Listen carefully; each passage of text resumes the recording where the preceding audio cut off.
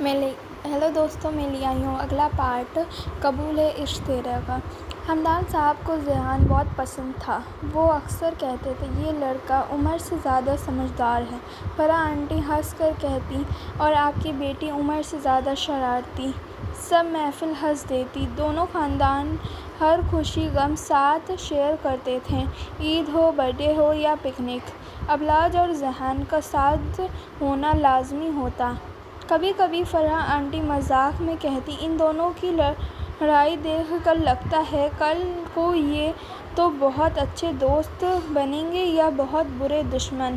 اس وقت سب ہنس دیتے مگر قسمت چپ چاپ اپنا فیصلہ لکھ رہی تھی۔ پریزنٹ۔ ابلاج نے اپنا چہرہ دونوں ہاتھوں میں چھپا لیا۔ کاش سب وہیں رک جاتا، اس نے ٹوٹ کر سوچا۔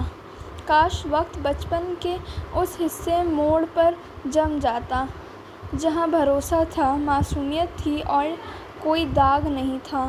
مگر زندگی کب کسی کی مرضی سے رکتی ہے۔ اس کے بعد وہ دن آیا جب گھر کی روشنی ایک ہی پل میں بجھ گئی اور ابلاج کی سانسوں میں پہلی بار درد اترا۔ وہ دن بھی بالکل عام دنوں جیسا ہی شروع ہوا تھا۔ صبح گھر میں ہنسی مذاق تھا، کچن میں کھانے کی خوشبو آ رہی تھی، ہمدان صاحب آفس کے لیے ریڈی ہو رہے تھے اور ابلاج ہمیشہ کی طرح پورے گھر میں بھاگ رہی تھی۔ اس کی عمر اس وقت صرف 12 سال کے قریب تھی، معصوم، بے فکر اور دنیا کے دھوکوں سے انجان۔ فرح آنٹی اور ابرار انکل نے فون کیا کہ شام کو وہ لوگ ڈنر پر آ رہے ہیں۔ یہ سن کر ابلاج اور بھی خوش ہو گئی۔ ذیحان بھی آئے گا؟ اس نے فوراً پوچھا۔ ہمدان صاحب نے ہنس کر کہا، ہاں، تمہارا جگرا پارٹنر بھی ساتھ آئے گا۔ ابلاج خوشی سے اچھل پڑی۔ پورا دن اس نے ایکسائٹمنٹ میں گزارا۔ شام دھیرے دھیرے اتر رہی تھی۔ گھر آج سج گیا تھا، ڈائننگ ٹیبل سیٹ تھی، لائٹس آن ہو چکی تھیں۔ ابلاج بار بار گیٹ کی طرف دیکھنے بھاگتی، ابھی تک کیوں نہیں آئے؟ وہ ہر 2 منٹ بعد پوچھتی۔ ہمدان صاحب ہنس دیتے۔ آخر کار ڈور بیل بجی۔ ابلاج سب سے پہلے بھاگ کر ڈور کی طرف گئی۔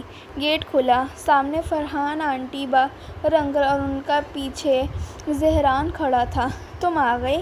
ابلاج نے بنا فارمل سلام کے سیدھا کہا۔ ذیحان نے ایزول سنجیدگی سے جواب دیا، ہاں، نظر آ رہا ہے۔ ابلاج نے منہ بنایا اور سب ہنس پڑے۔ ڈنر کا سمے۔ بڑے لوگ ڈرائنگ روم میں ڈنر سے پہلے کا وقت۔ اچھا۔ بڑے لوگ ڈرائنگ میں بیٹھ کر باتیں کر رہے تھے، بزنس، فیملی، پرانی یادیں، ہر ٹاپک چل رہا تھا۔ ادھر ابلاج نے ذیحان کو زبردستی لان میں کھینچ لیا۔ چلو بیڈمنٹن کھیلتے ہیں، میرا دل نہیں۔ تمہارا کب ہوتا ہے؟ ابلاج نے ناراض ہو کر کہا۔ ذیحان نے ہلکی سی سانس لی اور ریکٹ پکڑ لیا۔ دونوں لان میں کھیلنے لگے۔ ابلاج ہر شاٹ کے بعد ہنس ہنس کر کمنٹری کرتی، دیکھا، میں جیت رہی ہوں۔ ذیحان نے سیدھا کہا، میں تمہیں جیتنے دے رہا ہوں؟ جھوٹ۔ دونوں کی آوازوں میں بچپنا تھا، معصومیت تھی اور وہ سکون تھا جو صرف بچپن میں ہوتا ہے۔ کہتے کہتے ابلاج کا شٹل کاک لان کے کونے سے تھوڑا باہر چلا گیا، جہاں سائڈ میسج اندر سے تھا۔ میں لاتی ہوں۔ وہ بھاگتی ہوئی ادھر گئی۔ ذیحان نے پیچھے سے آواز دیا، اندھیرا ہے، سنبھل کر۔ ابلاج نے ہنس کر جواب دیا، مجھے کچھ نہیں ہوگا۔ وہ اندھیرے پیسیج میں گھس گئی اور بس یہیں سے اس رات کی ہوا بدل گئی۔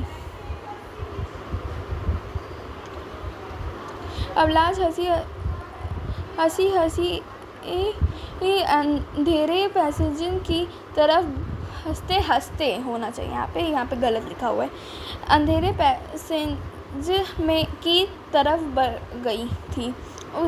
اسے صرف اپنا شٹل کاک اٹھانا تھا اور واپس لان میں آ جانا تھا۔ رات کی ہلکی ہوا چل رہی تھی، پیسیج میں روشنی کم تھی، دیوار کے ساتھ پیڑوں کے سنسنے ہل رہے تھے۔ ابلاج نے جھک کر شٹل کاک اٹھایا ہی تھا کہ اسے محسوس ہوا کہ وہاں اکیلی نہیں ہے۔ اس کا دل ایک دم سے دھڑکا۔ وہ سیدھی ہوئی اور ادھر ادھر دیکھنے لگی۔ اندھیرا ہی تو ہے، اس نے خود کو تسلی دینے کے لیے دھیرے سے کہا، لیکن اگلے ہی لمحے اسے کسی کی موجودگی کا اور گہرا احساس ہوا، جیسے کوئی بہت قریب کھڑا ہو۔ اس کی سانسیں ہلکی سی تیز ہو گئیں۔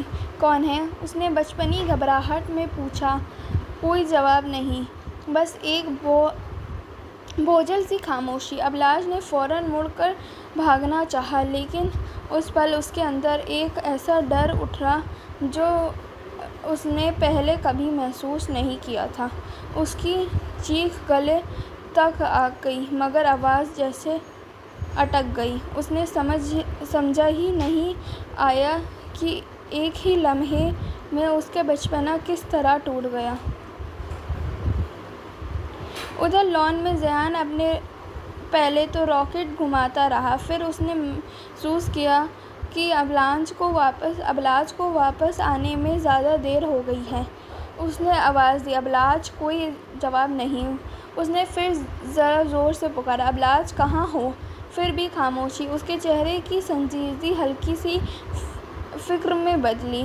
وہ پیسیج کی طرف قدم بڑھانے لگا۔ ابلاج کا چھوٹا سا دل زور زور سے دھڑک رہا تھا، آنکھوں میں آنسو بھر گئے تھے۔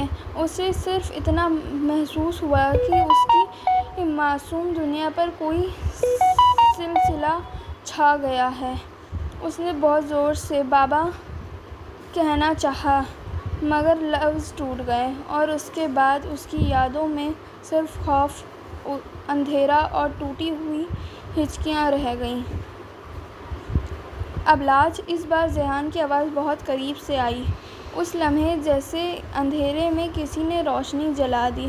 ابلاج نے ہلتی ہوئی نظروں سے سامنے دیکھا اور اسے ذیان کا دھندلا سا چہرہ نظر آیا۔ اس نے فوراً اس کی طرف ہاتھ بڑھایا، جیسے ڈوبتا ہوا انسان سہارا پکڑتا ہے۔ ذیان ایک دم گھبرایا۔ ابلاج کیا ہوا؟ مگر ابلاج صرف رو رہی تھی، بری طرح کانپ رہی تھی۔ ذیان نے گھبرا کر فوراً ابلاج کا ہاتھ پکڑا۔ ابلاج کیا ہوا؟ تم رو کیوں رہی ہو؟ مگر ابلاج کی حالت ایسی تھی کہ وہ ٹھیک سے بول بھی نہیں پا رہی تھی۔ اس کا پورا جسم کانپ رہا تھا، سانسیں ٹوٹ ٹوٹ کر نکل رہی تھیں، آنکھیں اتنی ڈری ہوئی تھیں جیسے اس نے دنیا کا سب سے برا خواب دیکھ لیا ہو۔ اس نے بس بے اختیار ذیان کی شرٹ کو مضبوطی سے پکڑ لیا۔ بابا!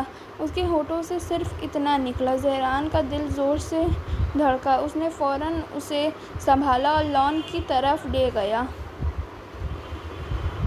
جیسے ہی ابلاج کو اس حالت میں دیکھا گیا، ڈرائنگ روم میں اور لان دونوں جگہ افراتفری مچ گئی۔ یا اللہ! فریاد آنٹی کے منہ سے نکلا۔ ابلاج میری بچی! ہمدان صاحب ایک دم بھاگے۔ انہوں نے فوراً اسے اپنی باہوں میں لے لیا۔ ابلاج بری طرح رو رہی تھی، اس کا چہرہ آنسوؤں سے بھیگ چکا تھا اور وہ اتنی شوق میں تھی کہ کسی کو دیکھ بھی نہیں رہی تھی۔ ہمدان صاحب کی جان نکل گئی۔ کس نے کیا؟ کیا ہوا میری بچی کو؟ ان کی آواز ٹوٹ گئی۔ مگر ابلاج صرف سر ہلا کر روتی رہی۔ ذیان سائٹ پر کھڑا سانس روک کر سب دیکھ رہا تھا۔ اس کے چھوٹے سے دل میں پہلی بار اتنا تیز غصہ اور بے بسی ابھری۔ اس نے دھیرے سے پیسیج کی طرف دیکھا، مگر وہاں صرف خاموشی تھی۔ خوشی کا ڈنر ایک ہی پل میں عذاب بن گیا۔ فرحان آنٹی رو رہی تھیں، بابر انکل سمجھ نہیں پا رہے تھے کیا کریں۔ ہمدان صاحب بار بار ابلاج کو تسلی دے رہے تھے، کچھ نہیں ہوا بیٹا، بابا یہاں ہیں، بابا یہاں ہیں۔ لیکن ابلاج جیسے کسی اور ہی دنیا میں تھی۔ اس کی معصومیت اس رات وہیں اندھیرے پیسیج میں کہیں گر گئی تھی۔ ذیان خاموش کھڑا تھا۔ اس کے کانوں میں ایک ہی بات گونج رہی تھی، اندھیرا ہے، سنبھل کر۔ اس نے کہا تو تھا، پھر وہ اس کے ساتھ کیوں نہیں گیا؟ اس کے بچپنی دل میں عجیب سا بوجھ اتر گیا۔ اس نے محسوس کیا کہ وہ ابلاج کو بچا نہیں سکا، اور یہی احساس سالوں تک اس کے اندر زندہ رہنے والا تھا۔ اس رات کسی نے ڈنر نہیں کیا۔ فرحان آنٹی اور عمران انکل بہت دیر تک رک کر ہمدان صاحب کے ساتھ رہے۔ ابلاج کو کمرے میں سلایا گیا، مگر وہ نیند میں بھی سسک رہی تھی۔ ہمدان صاحب اس کے سرہانے بیٹھے پوری رات اس کے سر پر ہاتھ پھیرتے رہے۔ ان کی آنکھوں سے آنسو رک نہیں رہے تھے۔